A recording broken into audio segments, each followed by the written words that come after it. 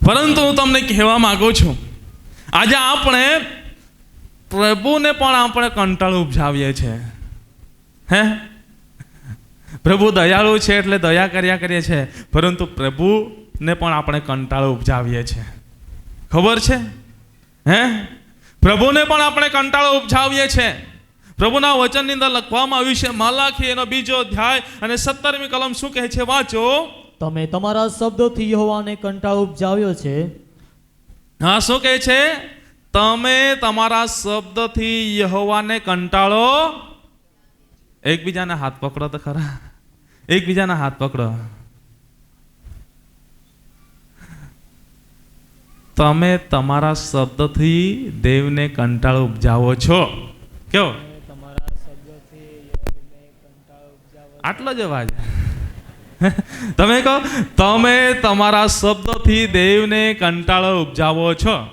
બધા હાથ, હા, એક વખત હાથ એમ કરો તો કેટલા જાણે પકડ્યા છે ખબર તો પડે, કેટલાય નથી પકડ્યા. બરાબર? હા, કેમેરામાં થોડું લીજે. હવે કહો, તમે તમારા શબ્દથી દેવને કંટાળો ઉપજાવો છો.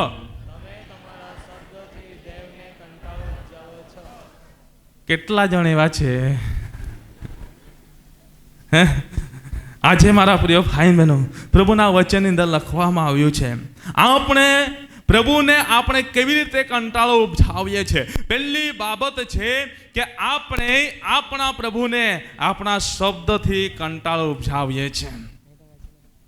આપણા શબ્દથી આપણે પ્રભુને કંટાળો ઉપજાવીએ છીએ. ને પછી પ્રભુના વચનની અંદર શું કહે છે? આખી કલમ વાંચી લઈએ. તો પણ તમે પૂછો છો કે સી રીતે અમે કંટાળો ઉપજાવીએ છીએ. હા, કેટલા જણ કહે છે, હે પ્રભુ અમે તને કેવી રીતે કંટાળો ઉપજાવીએ છીએ? હું તો આટલું સારું બોલું છું, હે, આટલી સારી પ્રાર્થના કરું છું, પ્રભુ કેવી રીતે તને કંટાળો આવે છે? હે પ્રભુ, તું મારી પ્રાર્થના કેમ નથી સાંભળતો? આપણે પૂછીએ છીએ ને શું કહે છે? દુષ્કર્મ કરનાર દરેક માણસ ની નજરમાં સારો છે અને તેમનાથી તે રાજી થાય છે, અથવા ઇન્સાફી દેવ ક્યાં છે એમ કહીને તમે તેને કંટાળો ઉપજાવ્યો છે. આપણે ખોટું કરીને, બરાબર, આપણા શબ્દને ખોટા કરીને, ખોટા શબ્દો બોલીને પછી પ્રભુને આગળ કહે કે પ્રભુ પ્રભુ, પરંતુ વચન કહે છે ને ગીત કરતા ગીત પણ કહે છે, પ્રભુ પ્રભુ કહેનારા, પ્રભુ પ્રભુ કહેનારા, પ્રભુ પ્રભુ કહેનારા ઘણા છે, પરંતુ બધા જ પ્રભુના રાજ્યમાં જશે નહીં. આજે મનુષ્ય તરીકે આપણે પ્રભુને કેવી રીતે કંટાળો ઉપજાવીએ છીએ? તો પહેલી બાબત છે કે આપણે આપણા શબ્દથી પ્રભુને કંટાળો ઉપજાવીએ છીએ. કેમ કે પ્રભુના વચનની અંદર આપણને જોવા મળે છે. આજે મારા પ્રિય ભાઈ બહેનો, આપણા શબ્દો એ કેવા છે? પ્રભુના વચનની અંદર લખવામાં આવ્યું છે, આપણા શબ્દો એવા હોવા જોઈએ કે જે વ્યક્તિ સાંભળે છે એ સાંભળનારની ઉન્નતિ થવી જોઈએ. નહીં કે આપણા શબ્દો સાંભળીને જે સાંભળે છે એ નાશમાં જવું જોઈએ. પરંતુ પ્રભુના વચનની અંદર લખ્યા પ્રમાણે આજે મારા પ્રિય ભાઈ બહેનો, આપણે આપણા શબ્દોથી આપણે પરમેશ્વરને કંટાળો ઉપજાવીએ છીએ. આપણા શબ્દને આપણે સાચવી શકતા નથી. આપણા શબ્દને આપણે અયોગ્ય બનાવી નાખીએ છીએ. કેમ? કેમ? કેમ કે આપણા શબ્દો કેવા હોય છે? કોઈ મળી જાય તો અહીં 2 વ્યક્તિ ઊભા હોય ને ત્રીજી વ્યક્તિ રસ્તે ચાલતો હોય તો શું બોલે? હા, ચાલ પડી વાકા, ચાલ પડી, બરાબર, પેલા ચાલ્યા છે, પેલા ચાલી નીકળ્યા છે. શું? શબ્દને તરત બગાડવા લાગે. હે, શબ્દને તરત બગાડવા લાગે. અથવા કેટલાકે વાત વાતમાં ગાળો શબ્દો બોલવા લાગે. બરાબર, જે શબ્દ આપણે બોલવાના ના હોય એવા શબ્દ બોલવા લાગે. એના કરતા કૂતરું પણ સારું જ હવ હવ હવ કરે છે. બરાબર, કૂતરું પણ સારું જ હવ હવ હવ કરે છે. બિલાડી પણ સારી જ મ્યાઉ મ્યાઉ કરે છે. એ સાંભળવું સારું લાગે, પરંતુ ઘણીવાર મનુષ્યના શબ્દો સાંભળવા સારા લાગે? સારા લાગે નહીં. કેટલા જણ છે એવા ઈમાનદારીથી કહેવાવાળા કે અમારા શબ્દ ઘણીવાર બગડી જાય છે? હે? હા, ઘણીવાર શબ્દ બગડી જાય છે. કેટલા જણ છે ઈમાનદારી કેટલા જણ છે? બધાના શબ્દો સારા છે? તમે સત્ય બોલો છો? હે? ક્યાં છે રે? ઉયારા હોય તો શું કે ઘરે છો? ઘરે હોય તો શું કે ઉયારા છો? કેટલા જણ સત્ય છે હવે? હે? કેટલા જણ સત્યમાં છે? કેટલા જણના શબ્દો સારા છે? કેટલા જણના શબ્દો અસત્ય છે? કેટલા જણ સ્વીકારે છે કે ઘણીવાર મારા શબ્દો અયોગ્ય બની જાય છે? સ્વીકારો છો? બહુ ઓછા સ્વીકારવા માંગે છે. પરંતુ આજે મનુષ્ય તરીકે આજે આપણા શબ્દ ઘણીવાર એ પરમેશ્વરને કંટાળો ઉપજાવે છે. કેમ કે મનુષ્ય પાત્ર ભૂલનો પાત્ર છે. ઘણીવાર બોલતા બોલતા એના શબ્દોની ટોન છે એ બદલાઈ જાય છે. શબ્દો છે એની ટોન છે એ બદલાઈ જાય છે અને જે બોલવું નહીં એ બોલાઈ જાય છે. ઘણીવાર આપણે આપણા અધિકારીઓ જે છે, આપણા પર નિમેલા છે, આપણા પર જેવો આગેવાનો નિમેલા છે, એમની સાથે આપણે બોલવામાં આપણે અલગ વર્તન કરી નાખીએ છીએ. એમની સાથે કેવી રીતે બોલવું આપણે જાણતા નથી. હવે આપણી સમક્ષ એ અધિકારી તરીકે મૂકવામાં આવ્યું છે, એક સ્તંભ તરીકે મૂકવામાં આવ્યું છે, ત્યારે એની જોડે કેવી રીતે બોલવું અને બીજા જોડે કેવી રીતે બોલવું એ પણ આપણે સાચવતા નથી. આપણા ટોનને આપણે બદલી નાખીએ છીએ ને એવી રીતે પછી પરમેશ્વરને આપણે હાક મારીએ તો પરમેશ્વર સ્વીકારે?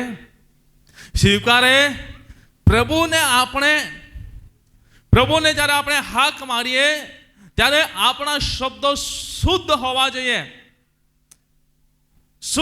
જોઈએ. ઘણીવાર આપણા શબ્દો ખરાબ થઈ જાય છે. કેમ? શબ્દો મુખમાંથી ઘણું બધું જે ના ખાવાનું એવું ખાઈ નાખે છે. વિમલ ખાય, મિરજ ખાય, તામક ખાય, બરાબર, એવા ચૂટકી ગુટકા ખાય અને ચર્ચમાં આવે ત્યારે એકદમ ધોઈને કળગો કરીને બેસી જાય. ઘણા બધા વ્યક્તિઓને મેં જોયા છે. હા, અમે ફરીએ છીએ, જોઈએ છે, બરાબર.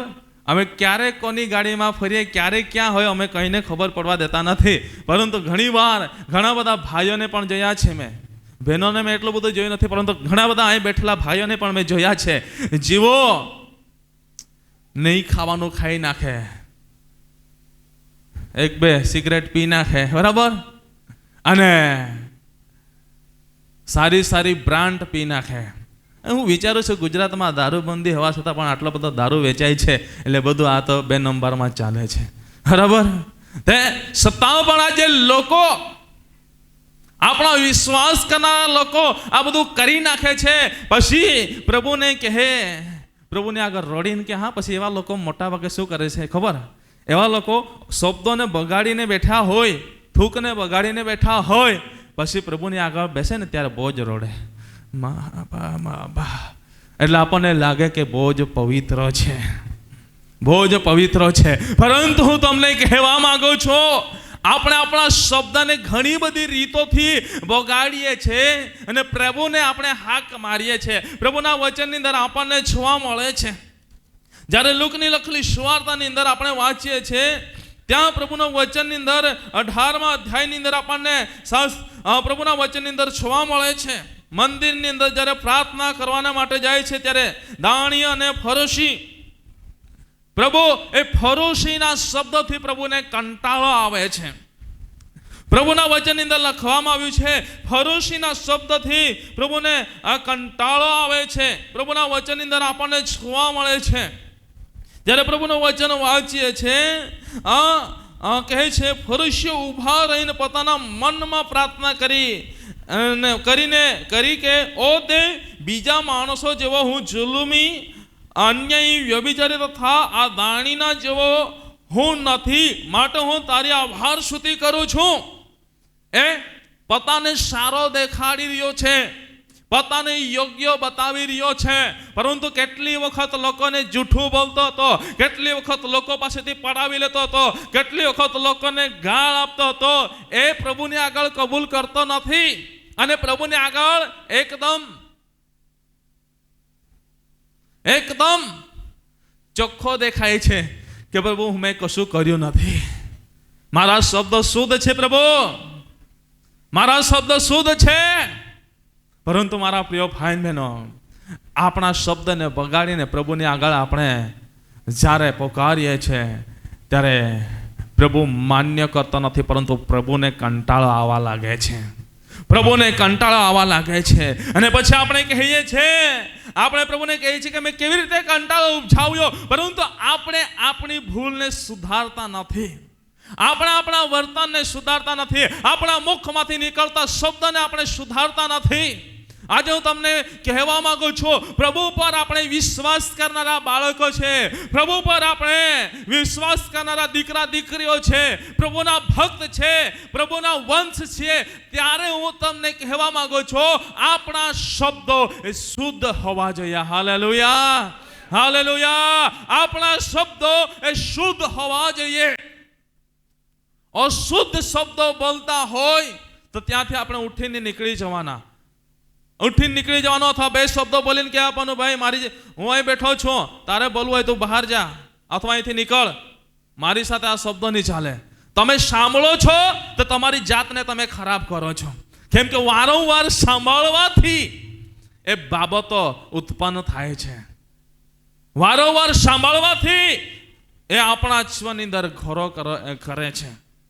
અશુદ્ધ બાબતો વારંવાર સાંભળે છે એટલે આપણે બોલતા નથી, પરંતુ આપણું મન બોલવા લાગે છે. પછી જે વારંવાર આપણે ખોટા શબ્દો સાંભળીએ છીએ એટલે એ સાંભળવાથી આપણું મન પણ એનાથી બંધાય છે ને આપણા મનની અંદર એ શબ્દો ઉત્પન્ન થવા લાગે છે. હા, મનની અંદર વિચાર આવે છે કે પેલો ભાઈ આવું બોલતો હતો, પેલી બેન આવું બોલતું હતું. એટલે શું આપણે બોલતા નથી કહીએ છીએ, પરંતુ આપણું મન બોલે છે તે મન બોલે છે તે આપણે કહે છે હું ખરાબ શબ્દો બોલતો નથી, બોલતી નથી, મને ક્યારે સાંભળ્યું છે. પરંતુ મનુષ્ય તરીકે હું અને તમે એકબીજાને આપણે ઉપરથી જઈ શકીએ છીએ, પરંતુ આપણો જીવિત પરમેશ્વર છે, મનુષ્યના હૃદયના ભીતરને તપાસે છે. મનુષ્ય જે મનની અંદર બોલે છે, મનની અંદર કલ્પે છે, એ સગળી બાબત પ્રભુ સાંભળે છે. Hallelujah, hallelujah. તો આજે આપણા શબ્દને આપણે શુદ્ધ કરીએ. મુખમાંથી નીકળતા શબ્દ અથવા મનની અંદર હૃદયની અંદર બોલતા શબ્દને આપણે શુદ્ધ કરીએ તો પ્રભુ આપણાથી કંટાળાશે નહીં. આજે આપણે પ્રભુને કેવી રીતે કંટાળો ઉપજાવીએ છીએ? આપણા શબ્દોથી આપણે પ્રભુને કંટાળો ઉપજાવીએ છીએ. માટે મારા પ્રિય ભાઈ બહેનો, હું તમને કહેવા માંગુ છું, આપણા શબ્દો શુદ્ધ રાખીએ. પ્રભુના વચનની અંદર લુકની લખેલી સુવાર્તા 18મા અધ્યાયની અંદર આપણને જોવા મળે છે, દાણી ને ફરસી. પ્રભુ ફરસીની પ્રાર્થના, એના મુખમાંથી નીકળતા શબ્દો, પ્રાર્થનાના શબ્દોથી પ્રભુને કંટાળો આવી ગયો. ઘણીવાર આપણે પ્રાર્થના કરીએ છીએ, એ પ્રાર્થનાથી પ્રભુને કંટાળો આવી જાય છે. કેમ કે આપણા શબ્દો અશુદ્ધ છે. આપણે વારંવાર જાણવા છતાં પણ ભૂલ કરીએ છીએ. પ્રભુના દાસે સાંજે સંદેશ આપ્યો તો સત્યનું જ્ઞાન થયા છતાં પણ આપણે અસત્યમાં જીવન જીવીએ છીએ. તો આપણા માટે બીજું બલિદાન રહેલું નથી, બીજું પાપોની માફી રહેલી નથી, પરંતુ વારંવાર ઠપકો પામ્યા છતાં પણ પોતાની ગરદનને અક્કડ રાખીને જે કંઈ પણ મનુષ્યો ચાલે છે તે અચાનક અકસ્માતિત નાશ પામશે, અકસ્માતિત નાશ પામશે, અને એને બચાવવા માટે કોઈ પણ ઉપાય રહેશે નથી. માટે હું તમને કહેવા માંગુ છું, આજે તમારા મુખને તમે સાચવો, તમારા હૃદયને તમે સાચવો. હૃદયમાં મુખમાંથી નીકળતા શબ્દોને તમે સાચવો. આજે શબ્દો કેવા હોય છે? કદાચ તમારા શબ્દો અશુદ્ધ થતા હોય તો એને પવિત્ર તમે બનાવો. તમારા મુખમાંથી ગાળો નીકળતી હોય તો ગાળોને તમે સુધારો.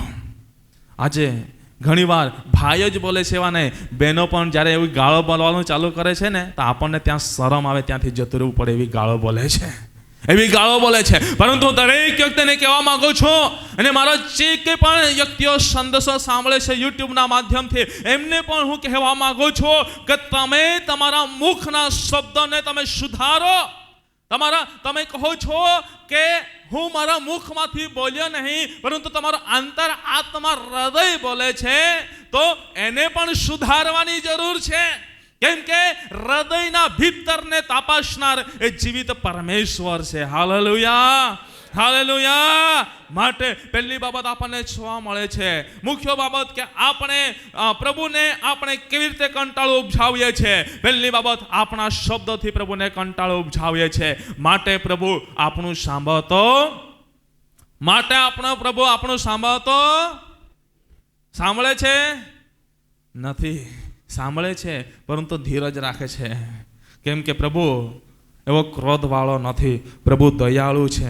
પરંતુ મારા પ્રિય ભાઈ બહેનો, પ્રભુના વચનની અંદર લખવામાં આવ્યું છે, જ્યારે એક સમય આવશે ત્યારે પ્રભુ સાંભળશે નહીં. પ્રભુ ત્યારે સાંભળશે નહીં, ત્યારે પ્રભુ આપણું હાસ્ય કરશે. નીતિવચન પહેલા અધ્યાયની અંદર તમે વાંચી લેજો, 23 તમે આગળ વાંચી લેજો. પ્રભુ મોકો આપે છે, પરંતુ છતાં પણ આપણે સુધારતા નથી. તો પછી સમય આવે છે ત્યારે આપણે તકલીફોની અંદર મુકાઈએ છીએ. માટે આપણા શબ્દો પ્રભુને કંટાળો ઉપજાવનારા નહીં, પરંતુ આપણા શબ્દો જે રીતે એલિયા પ્રાર્થના કરે અને વરસાદ ના વરસે, પ્રાર્થના કરે વરસાદ વરસે, પ્રાર્થના કરે અગ્નિ પડે. આજે મારા પ્રિય ભાઈ બહેનો, આપણા શબ્દો પણ એવા જ હોવા જોઈએ. આપણે કહીએ ઈસુના નામમાં અરે દુષ્ટ આત્માની શક્તિ નીકળ, તો એ નીકળી જવી જોઈએ. ઈસુના નામમાં આ બીમારી નીકળ, તો નીકળી જવી જોઈએ.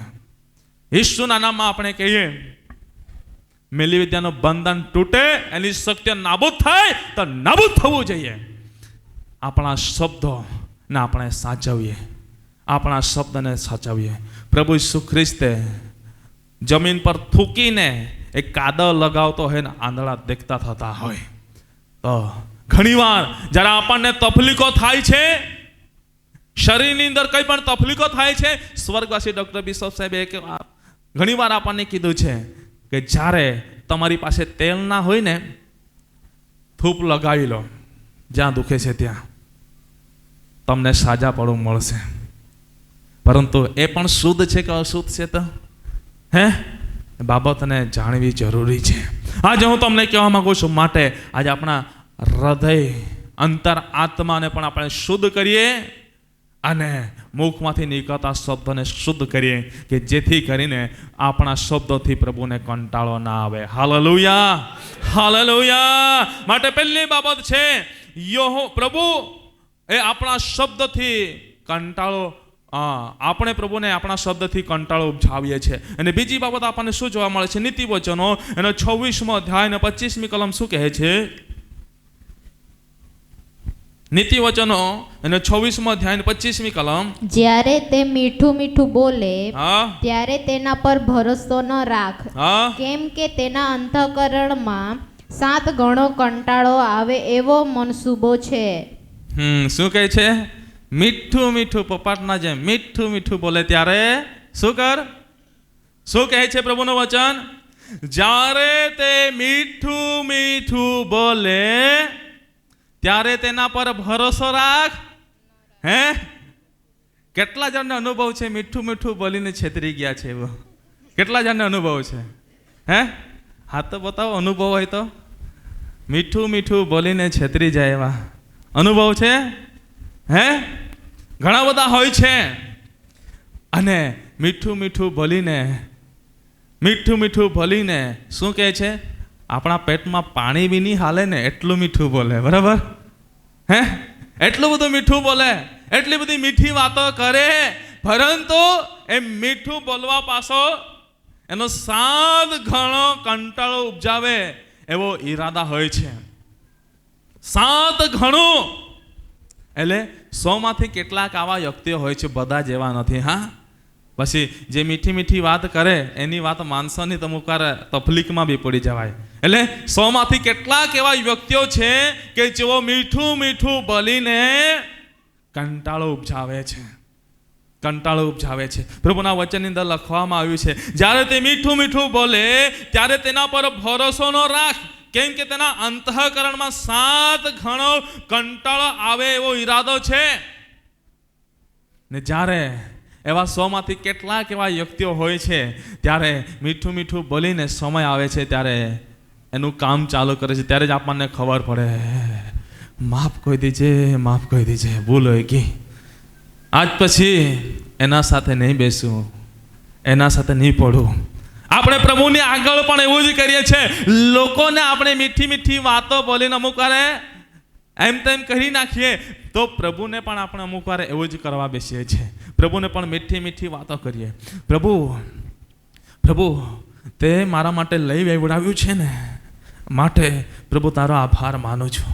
પ્રભુ તે મને પાપોની માફી આપીને, માટે પ્રભુ હું તારો આભાર માનું છું. પ્રભુ તે મને સ્વીકાર્યું ને, માટે આભાર માનું છું.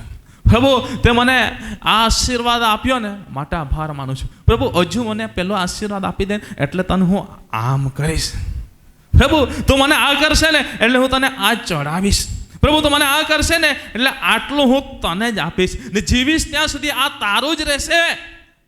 અને પ્રભુ તું મને આમ કરશે ને એટલે હું જીવીશ ત્યાં સુધી તારા વચન પ્રમાણે વર્તીશ, તારા વચન પ્રમાણે ચાલીશ. તારું જે નિવાસસ્થાન છે ને એ મારું નિવાસસ્થાન બની જશે.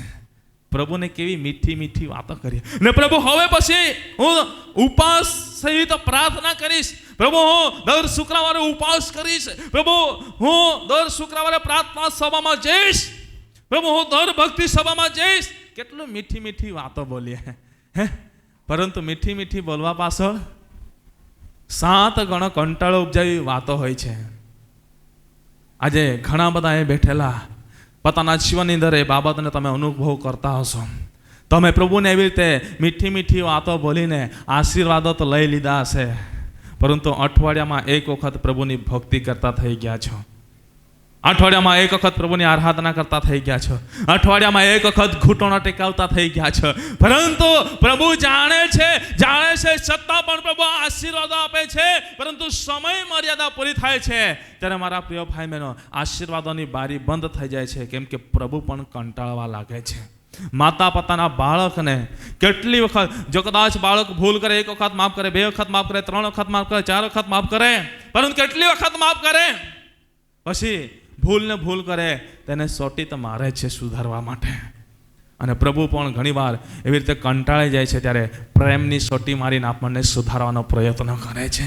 આજે મારા પ્રિય ભાઈ બહેનો, આજે મીઠું મીઠું બોલીને પ્રભુને કંટાળો ઉપજાવનારાઓ, આજે તમારી જાતને તમે સુધારી લો. કેમ કે પ્રભુને લોલીપોપ ખવડાવવાનું કામ બંધ કરો. હે, લોકોને આપણે પેલો મસ્ત રૂપિયા 2 રૂપિયાનો, હવે 2 રૂપિયાનો કે 5 રૂપિયાનો લોલીપોપ મળે છે, બાળકોને આપી દે એટલે બાળક ખુશ થઈ જાય. એ જ રીતે આપણે શું કરીએ છીએ? હે, પ્રભુને કહી લે લોલીપોપ ખાઈ લે, હે પ્રભુ ચોકલેટ ખાઈ લે. લોલીપોપ ચોકલેટથી પ્રભુને પટાવવાનું કામ છોડી દો. એવું મીઠું મીઠું બોલવાનું છોડી દો. મીઠું મીઠું બોલીને પ્રભુને છેતારવાનું છોડી દો. આજે પ્રભુના વચનની અંદર લખવામાં આવ્યું છે મીઠું મીઠું બોલે છે. 100માંથી એવા કેટલાક વ્યક્તિઓ મીઠું મીઠું બોલે છે તો 7 ગણો કંટાળો ઉપજાવે છે. પ્રભુના વચનની અંદર લખવામાં આવ્યું છે ગીતશાસ્ત્રો એનો 28મો અધ્યાય અને 3જી કલમ વાંચીએ છીએ ત્યાં શું કહે છે એને પણ વાંચી લઈએ. ગીતશાસ્ત્રો 28:3 અને યિર્મયાહ 12:6. જેવો મોડે શાંતિ અને હૃદયમાં પાપ રાખીને પોતાના પડોશી સાથે બોલે છે તે દુષ્ટો અને કુકર્મીઓની સાથે મને ધકેલી ન કાઢ.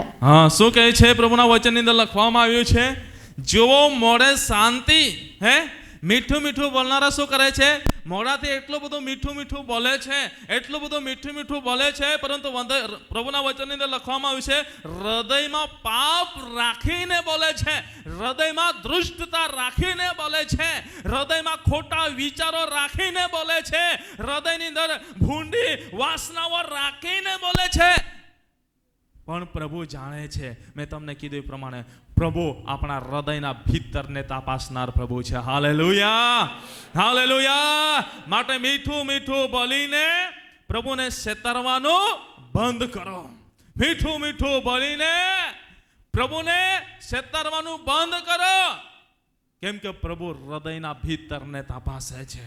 કેમ કે પ્રભુના વચનની અંદર લખવામાં આવ્યું છે મોઢે બોલે શાંતિ દેખાય છે, શાંતિ દેખાય છે, મીઠું મીઠું બોલે છે, પરંતુ હૃદયની અંદર કેટલી દુષ્ટતા રાખી છે તો પ્રભુ જાણે છે. પ્રભુ જાણે છે. આજે મારા પ્રિય ભાઈ બહેનો, માટે આપણે પ્રભુને કેવી રીતે કંટાળો ઉપજાવ્યા છે. આપણે આપણા શબ્દથી પ્રભુને કંટાળો ઉપજાવ્યા છે. ઘણીવાર આપણે મીઠું મીઠું બોલીને છેતરવા જઈએ છીએ. એના થકી આપણે પ્રભુને કંટાળો ઉપજાવીએ છીએ. આપણે મોઢાથી તો મીઠું મીઠું બોલીએ છીએ, પરંતુ આપણા હૃદયની અંદર કેટલી દૃષ્ટતા ભૂંડાઈ રાખેલી છે એ તો પ્રભુ જાણે છે. કેમ કે પ્રભુએ મનુષ્યને પોતાના પ્રતિમા પ્રમાણે બનાવ્યું છે. એના એક એક અવયવને પ્રભુએ ગોઠવ્યું છે. એક એક અવયવને ગોઠવીને એના નસકરાની અંદર જીવનનો શ્વાસ ફૂંક્યો છે અને મનુષ્ય સજીવ થયું છે. આજે મારા પ્રિય ભાઈ બહેનો, હું તમને કહેવા માંગુ છું, આજે આપણે એ રીતે પ્રભુને છેતરવાનું બંધ કરીએ.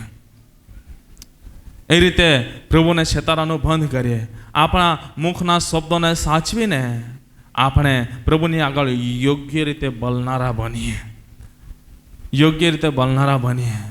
આપણા શબ્દોને આપણે સચાવતા નથી અને પ્રભુની આગળ આપણે બૂમ પાડીને રડીએ છીએ, આંસુઓની ધારાઓ વહેવાવીએ છીએ. એ નકામી છે બાબતને યાદ રાખજો. કેમ કે પ્રભુ કહે છે, ઓ ઢોંગીઓ, ઢોંગ કરવાનો બંધ કરો.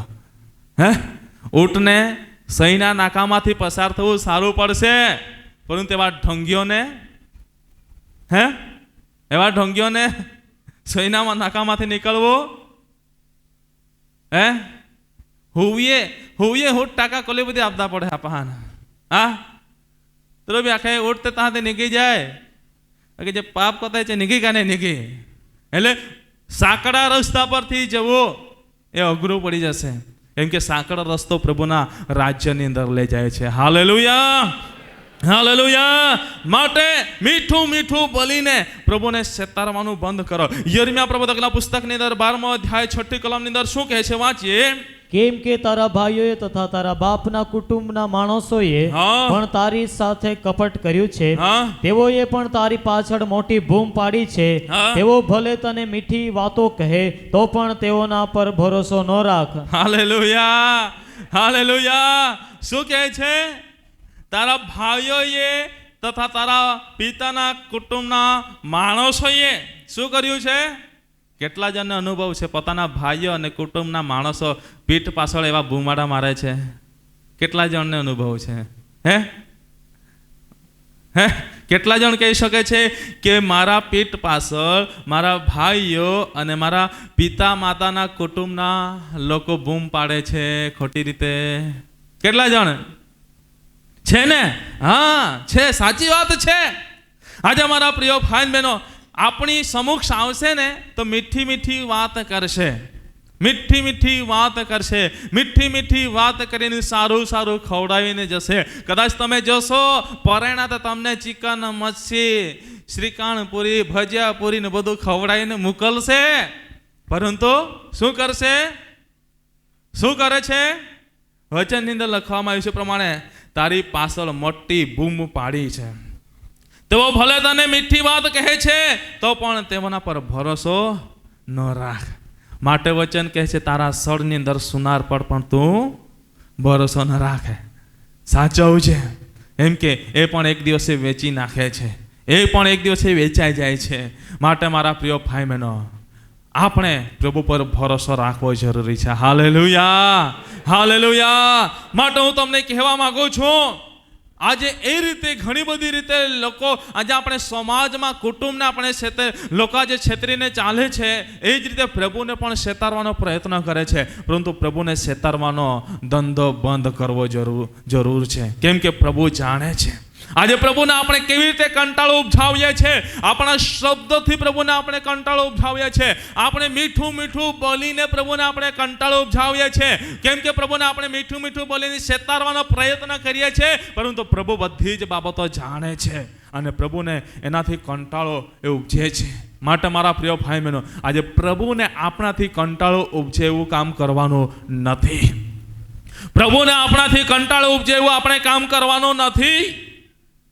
આપણા થકી પ્રભુનું નામ ઊંચું થાય એવું કામ કરવાનું છે. Hallelujah, hallelujah. માટે મેં તમને પહેલાં જ કીધું હતું, આજે હું તમને એક કામ સોંપવા માંગુ છું. એ કામ કયું કીધું મેં તમને? કે દરેક વ્યક્તિ જેવો તકલીફો મુશ્કેલીમાં પડેલા છે એમને બચાવનારા બનીએ. શું? એમને બચાવનારા બનીએ. તે એના થકી પ્રભુ એ ખુશી થાય. Hallelujah, hallelujah. પ્રભુના રાજ્યની અંદર આનંદ રહે. માટે હું તમને કહેવા માંગુ છું, આજે આપણાથી કંટાળો, આપણે પ્રભુને કંટાળો ઉપજાવીએ છીએ એવું કામ છોડીને પ્રભુ આપણાથી રાજી થાય એવું કામ કરનારા બનીએ. Hallelujah, hallelujah. અને ત્રીજી બાબત છે પ્રભુના વચનની અંદર, ત્રીજી બાબત કહીને હું મારું બોલવાનું બંધ કરીશ, કેમ કે 11:30 થવાના છે. ત્રીજી બાબત કહીને હું મારું બોલવાનું બંધ કરીશ. પ્રભુના વચનની અંદર વાંચે નીતિ વચન એનો 15મો અધ્યાય અને 8મી કલમ.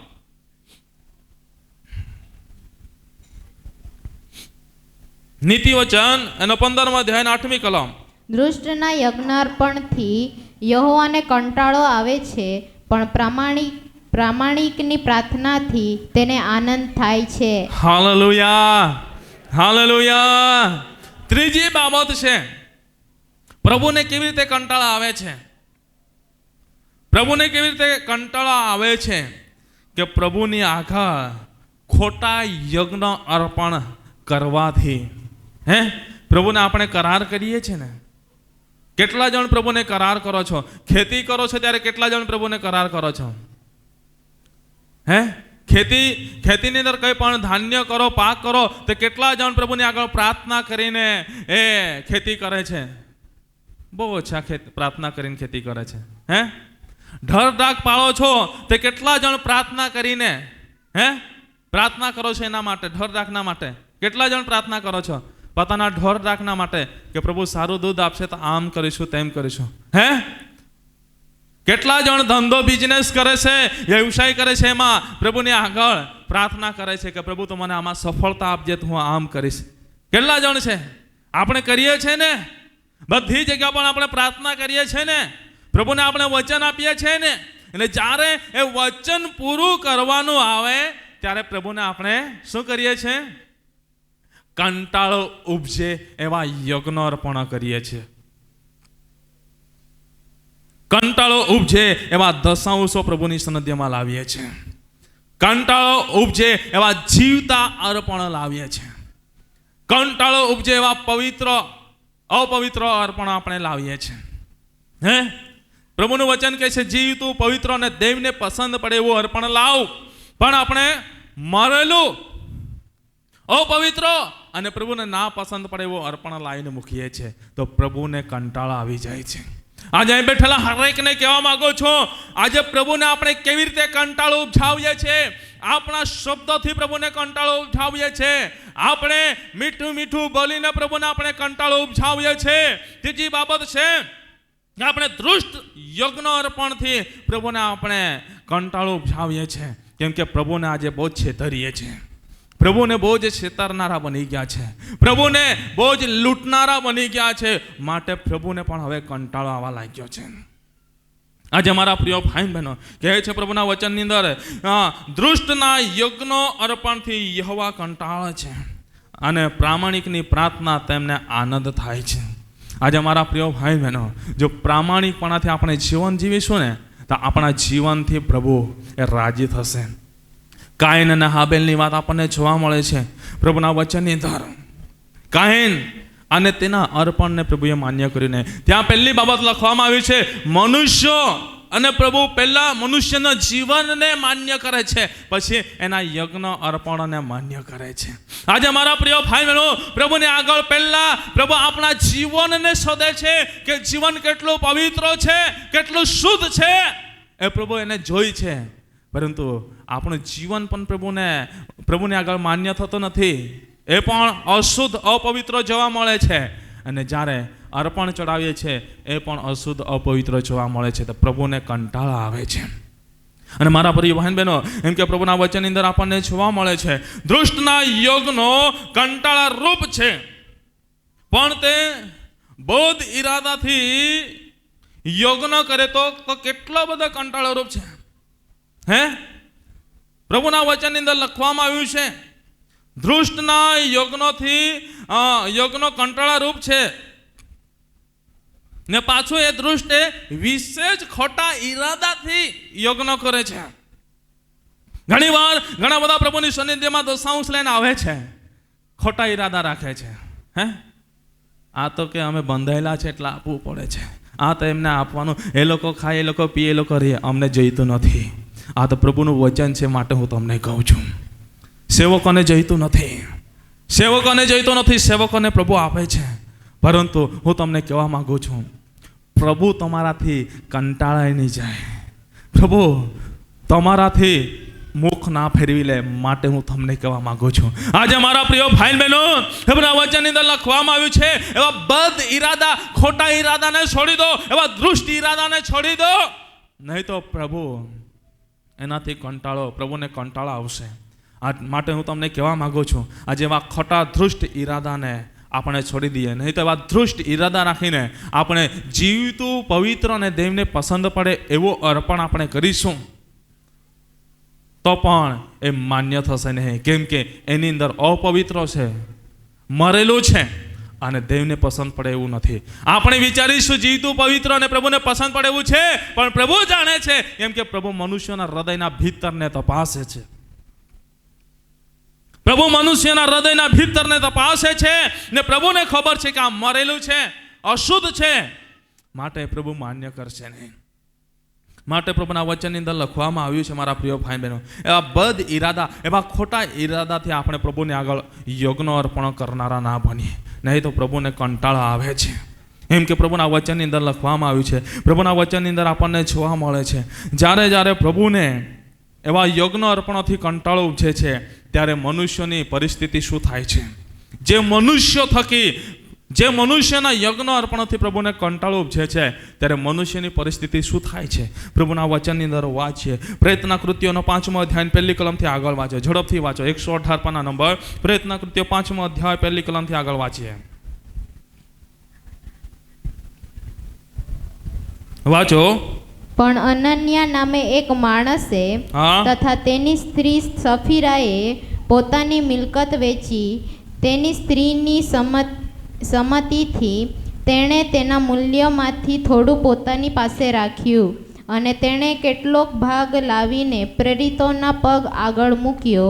પણ પિતરે કહ્યું કે, ઓ અનન્યા, પવિત્ર આત્માને જૂઠું કહેવાનું તથા ભોયના મૂલ્યમાંથી થોડું પોતાની પાસે રાખવાનું શેતાને તારા મનમાં કેમ ભર્યું છે? તે ભોય તારી પાસે હતી ત્યારે શું તારી ન હતી? અને તેને વેચ્યા પછી શું તેનું મૂલ્ય તારે સ્વાધીન ન હતું? આવો વિચાર તે પોતાના મનમાં કેમ આવવા દીધો? તે માણસોને નહીં પણ દેવને જૂઠું કહ્યું છે. એ વાતો સાંભળતા જ અનન્યાએ પડીને પ્રાણ છોડ્યો. અને જેઓએ એ વાત સાંભળી તે સર્વને ઘણું ભય લાગ્યું. હા, શું કહે છે? પરમેશ્વરને જ્યારે છેતરે છે, પરમેશ્વરની આગળ જ્યારે વચન આપીએ છીએ ને વચન પાળતા નથી અને અયોગ્ય, અપવિત્ર પ્રભુની આગળ આપણે યજ્ઞ અર્પણો કરાવવા જઈએ છીએ, એના આગળ આપણે દશાંશો લઈને જઈએ છીએ, ત્યારે મારા પ્રિય ભાઈ બહેનો, પ્રભુને જ્યારે કંટાળો આવે છે ત્યારે મનુષ્યની હાલત શું થાય છે? અહીં અનન્યા આનો જીવ નીકળી જાય છે, એને મરણને સ્વાધીન થવું પડે છે. નીચે પ્રમાણે તમે 7મી કલમની અંદર વાંચો, ત્યાં સફીરા આવે છે અને સફીરાએ પણ પ્રાણ છોડવો પડે છે, એ પણ મરણને સ્વાધીન થાય છે. કેમ કે એમણે એવું કામ કર્યું કે જીવિત પરમેશ્વરને કંટાળો આવે એવું. જો આપણાથી ના થતું હોય તો વચન આપવું ના જોઈએ, પરંતુ વચન આપીએ છીએ તો વચન પાળવું પણ જોઈએ. કેમ કે આપણા થકી આપણે પ્રભુને આપણે ખુશ કરવાનો છે, પ્રભુના રાજ્યના વિસ્તારને વધારવાનો છે. માટે મારા પ્રિય ભાઈ બહેનો, પ્રભુના વચનની અંદર લખવામાં આવ્યું છે, તે પવિત્ર આત્માને જૂઠું કહેવાનું તારા મોંમાં તે કેમ વિચાર્યો? તારા મનમાં તે કેમ વિચાર્યું? તે માણસોને જૂઠું બોલી રહ્યો નથી, પરંતુ દેવને જૂઠું બોલી રહ્યો છે. તમે સેવકોને છેતરતા નથી, પરંતુ પ્રભુને છેતરો છો. પવિત્ર આત્માની અંદર જૂઠું બોલીને પ્રભુને છેતરો છો અને ત્યારે પ્રભુને કંટાળો આવે છે. આજે મારા પ્રિય ભાઈ બહેનો, આજે આપણે પ્રભુને કેવી રીતે કંટાળો ઉપજાવીએ છીએ? આપણા શબ્દોથી પ્રભુને આપણે કંટાળો ઉપજાવીએ છીએ. આપણે મીઠું મીઠું બોલીને ઘણીવાર અયોગ્ય જીવન હોય છે, અને મીઠું મીઠું બોલીને અયોગ્યને છુપાવવાનો પ્રયત્ન કરીને આપણે પ્રભુને કંટાળો ઉપજાવીએ છીએ. અને ત્રીજી બાબત છે દૃષ્ટ યજ્ઞ અર્પણથી યહોવાને કંટાળો આવે છે. આજે અહીં બેઠેલામાંથી કદાચ મારા પ્રિય ભાઈ બહેનો આજે આ 3 બાબતો શીખ્યા. હજી ઘણી બધી બાબતો બાકી છે, પરંતુ હું આ 3 બાબતો હું તમારા મધ્ય મૂકવા માંગુ છું. આ 3 બાબતો થકી કદાચ આજે એ બાબતોમાં આપણું જીવન હશે, કદાચ આપણા શબ્દો અયોગ્ય હશે, કદાચ આપણે અયોગ્ય જીવન જીવીને મીઠી મીઠી વાતો બોલીને એ અયોગ્ય જીવનને છુપાવવાનો પ્રયત્ન કરતા હોઈશું. કદાચ મારા પ્રિય ભાઈ બહેનો ખોટા દૃષ્ટ યજ્ઞ અર્પણ કરીને પ્રભુને આપણે રાજી કરવાનો પ્રયત્ન કરતા હોય, કદાચ આ 3 બાબતમાંથી કંઈક ને કંઈક ખામી દેખાતી હોય તો આજે પ્રભુની આગળ આપણે માફી માંગી લઈએ. નહીં તો જ્યાં સુધી પ્રભુ કૃપા કરે છે ત્યાં સુધી આપણે સુરક્ષિત છે, પણ જે દિવસે પ્રભુનો હાથ આપણા પરથી ઉઠી જશે, પ્રભુની કૃપા આપણા પાસેથી જતી રહેશે, ત્યારે પ્રભુનો કોપ ત્યાં આવશે. ત્યારે મારા પ્રિય ભાઈ બહેનો પ્રભુ કંટાળી જશે, ત્યારે પ્રભુનો કોપ ત્યાં આવશે. ત્યારે મારા પ્રિય ભાઈ બહેનો આપણને ઉઠવું અઘરું પડશે. અનન્યા અને સફીરા ઉઠી શક્યા નહીં. અંતે એણે ભયની અંદર મળી જવું પડ્યું, મરણને સ્વાધીન થવું પડ્યું. આજે મારા પ્રિય ભાઈ બહેનો આપણી જાતને સુધારીએ. આવો આપણી આંખોને બંધ કરીએ અને પ્રભુ પાસે આપણે કૃપા માગીએ. આજે પ્રભુને કંટાળે ઉપજાવે એવું કાર્ય કરી રહ્યા હોય તો પ્રભુની આગળ માફી માંગી લો. તમારા શબ્દને તમે તપાસો, તમારા શબ્દને તમે તપાસો. કદાચ તમારા શબ્દથી યહોવાને કંટાળ આવે છે. કદાચ અયોગ્ય જીવન જીવીને મીઠું મીઠું બોલીને તમે એ બાબતને છુપાવવાનો પ્રયત્ન કરતા હોય તો પ્રભુની આગળ માફી માંગી લો. બાળકો દરેક વ્યક્તિ બેસી જાય, પ્રાર્થના કરવાની છે. દરેક પ્રભુના વચનની અંદર લખવામાં આવ્યું છે. આજે દૃષ્ટ યજ્ઞ અર્પણ કરીને પ્રભુને આપણે કંટાળો ઉપજાવતા હોય તો પ્રભુની આગળ આપણે માફી માંગી લઈએ, કે જેથી કરીને મારા પ્રિય ભાઈ બહેનો પ્રભુની કૃપા આપણા પર બની રહે. પ્રભુ પ્રાર્થના કરું છું, જેટલા પણ મારું સાંભળી રહ્યા છે આજે પ્રભુ તમારા મુખના પિતા પરમેશ્વર વચનને સાંભળી રહ્યા છે એવા હરેક વ્યક્તિના જીવનનો કબજો પ્રભુ તમે લઈ લો. આજે તમને એવા કંટાળો ઉપજાવનારું કામ અમારાથી થતું હોય તો પ્રભુ તમે એમને માફ કરો એ મારી પ્રાર્થના છે. અમારા શબ્દો અયોગ્ય હોય, અમારી વાતો અયોગ્ય હોય, અમારા અર્પણો અયોગ્ય હોય તો પ્રભુ તમે એમને માફ કરો એ મારી પ્રાર્થના છે. અમે વચનનો ભય રાખીને પ્રભુ તમારો ભય રાખીને પવિત્ર આત્માની અગવાઈ હેઠળ પરમેશ્વરની હજુરીમાં, જીવિત પરમેશ્વરની હજુરીમાં અમે જીવન જીવનારા બનીએ એવું તમે થવા દો એ મારી પ્રાર્થના છે. અહીં બેઠેલા એક એક વ્યક્તિના જીવનનો કબજો તમે લઈ લો. આજનું વચનનું પ્રકાશન હરેક પર પ્રભુ તમે પાડ્યો માટે આભાર માનું છું. બધો જ મહિમા પ્રભુ હું તમને આપતા ઉદ્ધાર કરતા પ્રભુ ઈસુ ખ્રિસ્તના સામર્થ્ય નામમાં માંગીએ છીએ. Amen, amen. સર્વ આ સમયે